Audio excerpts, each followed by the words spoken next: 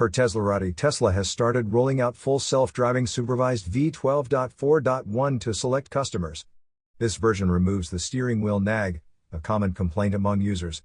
Instead, it relies on the cabin camera to monitor driver attention. The update began on Friday night, following a statement from Elon Musk. He mentioned that this version would soon be available to some external customers. The cabin camera must have clear visibility of the driver's eyes to function properly. Users should avoid wearing sunglasses or hats that cover their eyes. Musk also noted that users can expect improvements with each point release.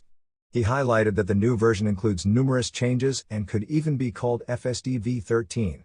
Tesla employees received the update earlier this week. Tesla has been aggressively promoting FSD Supervised.